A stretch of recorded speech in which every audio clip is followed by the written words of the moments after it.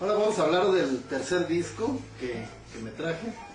Es este discazazazazazazazo. Y todo el que se precie de ser macizo debe conocerlo.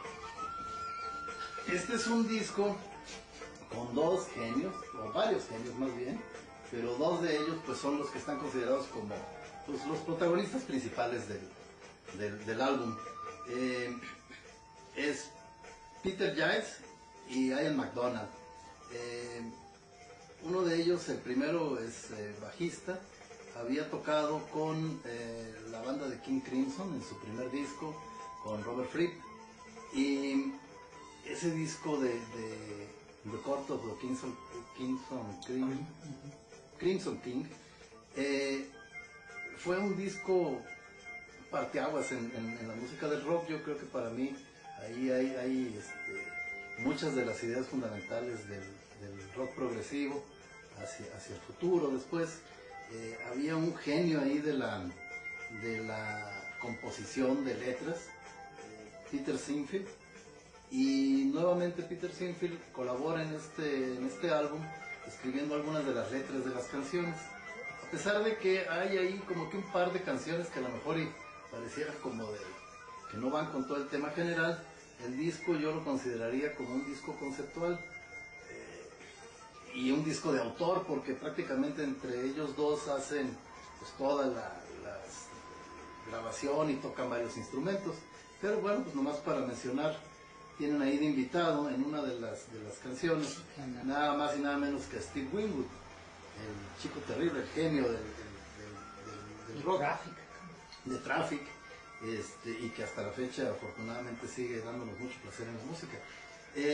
Este es un disco de 1970, nomás para que se den cuenta, y bueno, pues yo tuve la fortuna, como por ahí del 71, 72, tener acceso a él. El placer que platicaba Paco de tener un disco, bueno, primero pues uno no tenía lana, tenía que andar ahí juntando, pidiéndole al papá y todo. Y cuando llegaba un disco nuevo, pues lo primero era pues llamar a los cuates. Miren lo que acabo de comprar, cabrón. Vamos. Y venga, haz de cuenta, bien cabrones. Dense las tres, cabrón. Puta. Y el güey de Tulancingo que no sea de rock. Oye, qué güerotas. Tenía que opinar de algo, güey. No sé si están bien sabrosas. Bueno, sigamos con la seriedad. Bueno, entonces, acto seguido, bueno, pues el disco venía en celofán, ¿no? Sí, vamos con esto. Entonces, una de las cosas que hacíamos es, ¿ya viste este disco, cabrón? Pues, ¿de dónde viene, cabrón? Pues no, pues viene de Inglaterra o de Alemania, o de donde viniera. Y pues nosotros pensábamos que había sido empaquetado originalmente. Y una de las cosas que hacíamos es, pues vamos a darle la bienvenida y vamos a respirar el aire londinense o el aire alemán. Berlinense. Lo abríamos, que además había una manera cotorra de abrir, tallarlo aquí contra el pantalón, y para que con el calor el celofán se rompiera, darle unos golpecitos y el disco salía. Pero antes de eso, ¡ay! La brisa londinense. Y después ya respirábamos otras cosas, ¿no? Pero bueno, del disco lo que quisiera platicar es un disco que tiene mezclas de jazz, obviamente es un disco de rock. El tema que me parece interesantísimo aquí es el de un personaje que aspira con volar. Está en la iglesia, así empieza la obra donde está narrándose esto, y siente como que una iluminación y se siente llamado a volar. Entonces decide poner un taller, ponerse a trabajar en eso y hacer un artefacto para volar. Crea ahí sus alas y finalmente pues empieza a hacer los primeros intentos, y lo que es conmovedor de veras es ese tesón por buscar el vuelo, y finalmente con práctica lo logran. Quisiera poner un poco de esa parte cuando el personaje está ya poniéndose en práctica con su artilugio de vuelo. Bueno, pues en la parte B del disco, que ocupa todo el lado B, es donde empieza el vuelo del Ibis y el vuelo del artesano que hizo su artilugio de surcar los aires. Empieza su ejercicio.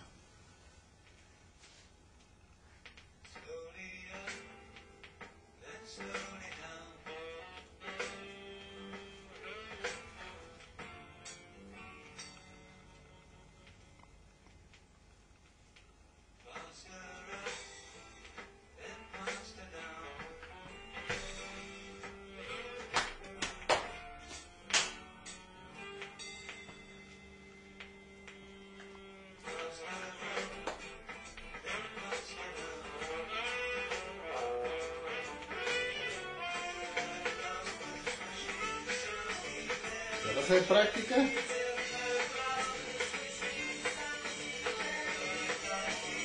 Manteniendo la habilidad de volar.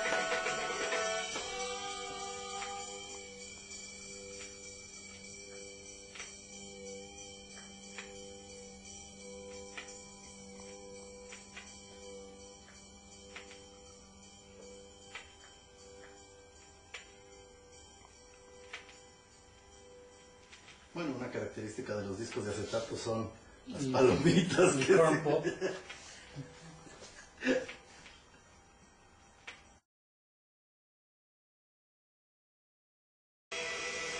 Habrá que empezar diciendo que la selección se tiene, en mi caso se tuvo que hacer sobre lo que sobrevive de una colección de más o menos unos 1000 acetatos. Entonces de eso pues había que seleccionar uno. ¿Okay? No fue uno, fueron 3, pero pues en el camino se quedaron muchísimos, ¿no? que tienen una gran calidad de arte como LPs, y que a pesar de que sonoramente la calidad era mucho mayor en el CD, era imposible reproducir, por ejemplo, el efecto del disco de los Wings, At the Speed of Sound, donde se abre el disco y parece que se abren unas alas, ¿no? Unas alas de un avión, o el efecto del Yellow Brick Road de Elton John, ¿no? Que tiene una ilustración, una maravilla de arte gráfico pop para cada una de las canciones del disco, ¿no? En fin, no pararíamos, tenemos que describir la colección completa. Voy a empezar platicando de un disco de Bruce Springsteen. Es una recopilación en vivo de Bruce Springsteen y la E Street Band, ¿no? El grupo que lo acompañó durante mucho tiempo. Creo que se volvieron a reunir después de algunos intentos de solista puro de Bruce Springsteen. Y este disco abarca el periodo del 75 al 85, un Bruce Springsteen muy joven, como vamos a poder apreciarlo en unos ejemplos del arte que viene en el disco. Hablando del arte, una de las cosas que era una maravilla eran los booklets que acompañaban a los LPs de gran formato, como por ahí recuerdo el del Magical Mystery Tour. Es un librito como de 40 hojas en formato LP cuadrado del Magical Mystery Tour, ¿no? Bueno, esto es algo similar, ¿no? Y narra desde las primeras artisteadas de la E Street Band. A ver si se alcanza a ver ahí, ¿no? Podemos ver ahí a un Bruce Springsteen muy joven en un local pequeño. Veamos qué tan joven, ¿no? En una típica calle gringa. Y este disco yo lo conocí en alguna revista donde se criticaba el disco. Bueno, hay una crítica del disco, y algo de lo que se decía es que quien lo criticaba no estaba muy convencido, ¿no? Por la forma como decía que no estaba convencido, a mí me pareció que estaba totalmente convencido de que era un discazo y que había que tenerlo, cueste lo que cueste, ¿no? Así lo conocí sin haber escuchado antes nunca a Bruce Springsteen, y fue una cosa extraordinaria la sorpresa que que me llevé, ¿no? Desde las canciones iniciales, ¿no? Fire o Rosalita o el Cadillac Ranch, ¿no? Hasta lo que me parece a mí la cumbre de este disco, es lo que estamos escuchando ahorita. Y es esta canción, The River, es lo que estamos escuchando, y es un monólogo que Springsteen, al menos en este concierto, hizo. Lo increíble es que podemos imaginar a Springsteen con su grupo. Aquí vamos a ver una foto de cómo lo podríamos imaginar en ese entonces. Este sería más o menos el efecto, ¿no? Y atrás de ellos, o frente a ellos más bien, un estadio repleto, ¿no?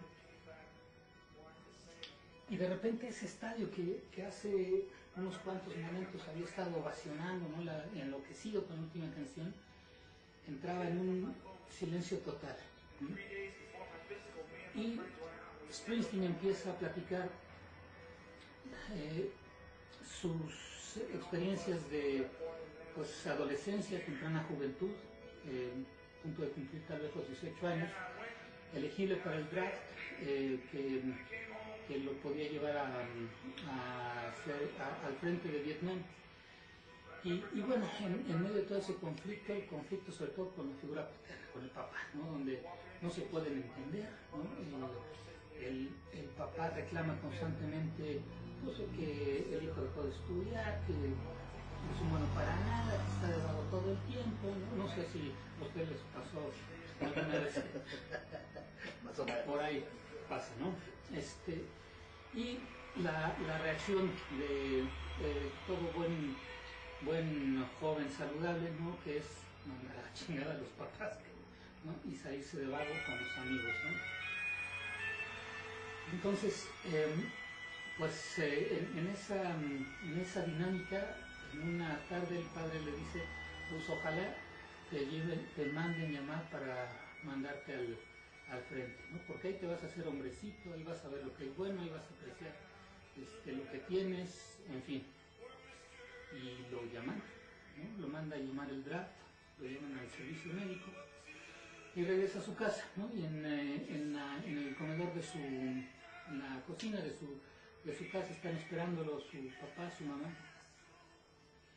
Y bueno, es difícil platicar esto, ¿no? Siempre se me hace un nudo en la garganta, pero le preguntan, pues, ¿cómo te fue? Se me rechazaron, no pasé el examen físico. Y lo único que dice su papá, qué bueno, qué bueno. Y creo que así nos pasó a muchos con nuestros padres. Bueno, después de esto, que es como una confidencia que hace Springsteen a cada uno de los 80,000 asistentes al estadio, suena la armónica que acaban de escuchar, que es la entrada a The River, ¿no? Y lo que escuchamos entonces es el drama de un muchacho que vive en un pueblo industrial de los Estados Unidos, ¿no? Donde de repente las fábricas salieron de ahí porque ya no es costeable, y el cuate acaba de embarazar a su novio, ¿no? Una boda triste, a las carreras, ¿no? Y lo único que queda esa noche después de la boda es la ceremonia de entrar down to the river, and into the river we dive. La cercanía de la pareja y cómo después la canción va narrando cómo eso se va perdiendo, ¿no? Él hace como si ya no le importara, dice Springsteen, y ella hace como si ya no se acordara. Pero siempre queda el recuerdo de esa noche donde estuvieron en el asiento trasero del descapotable de su hermano. Es una de las virtudes de Springsteen, y yo creo que aunque es algo muy propio, muy localizable, es algo que en cierta manera todos hemos vivido, ¿no?